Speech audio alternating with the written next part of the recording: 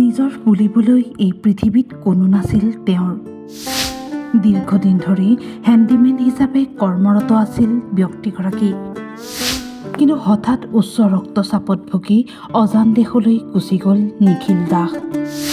আৰু হিন্দু মুছলমানে একত্ৰিতভাৱে সম্পন্ন কৰিলে নিখিলৰ আৰ্দ্যশ্ৰাদ্ধ।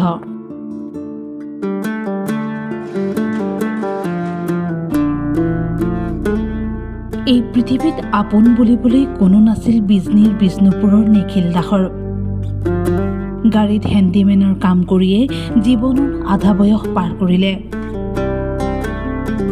বাছখনেই আছিল তেওঁৰ ঘৰ।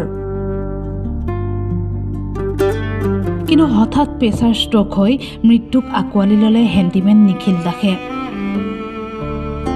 অতি অমায়িক স্বভাৱৰ হেণ্ডিমেনগৰাকীৰ মৃত্যুৰ পাছত হিন্দু মুছলমান সকলোৱে একত্ৰিত হৈ ধৰ্মীয় ৰীতি নীতিৰে পালন কৰিলে ৰাজহুৱা আৰ্দ্যশ্ৰাদ্ধ।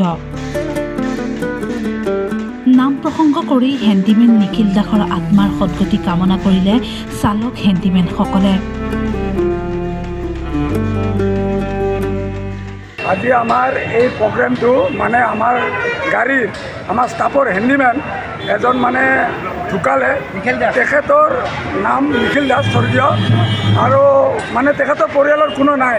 গতিকে তেখেতে ইয়াত আছিলে, আমি অনুৰাধাকাৰীত তেখেতৰ মানে আজি আমি আত্মাৰ সদ্গতিৰ কাৰণে এইটো আমি নাম পাৰ্টি কৰি পেলাই আজি তেখেতৰ আত্মাৰ সদ্গতিৰ হেৰি কৰিছোঁ। আৰু আমাৰ গোটেই শ্ৰমিকখিনি মানে আমাৰ গাড়ীৰ শ্ৰমিকখিনি আৰু ইয়াতে সহায় কৰিছে আমাৰ মালিক, তাৰপিছত আপোনাৰ যিখিনি পুলিচ যিখিনি আছে আমাৰ চিমলাগুৰিত সেইখিনি গোটেইখিনি সহায় কৰিছে, প্ৰশাসনৰ মানুহখিনি আৰু গোটেই ৰাইজ আছে আমাৰ এই চিমলাগুৰিত, গোটেইখিনি আমাক হেৰি উৎসাহ দিছে। আৰু আমি তেখেতৰ আত্মাৰ সদ্গতিৰ কাৰণে আজি নাম পাৰ্টিটো মাতিছোঁ, কৰিছোঁ, মহিলা মাতি নাম পাৰ্টিটো। গতিকে সেইখিনিয়ে।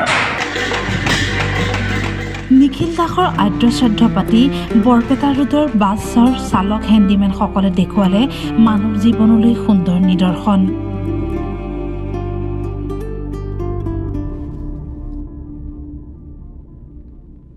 বৰপেটা ৰোডৰ পৰা গণেশ চাহাৰ ৰিপৰ্ট, টাইম 8।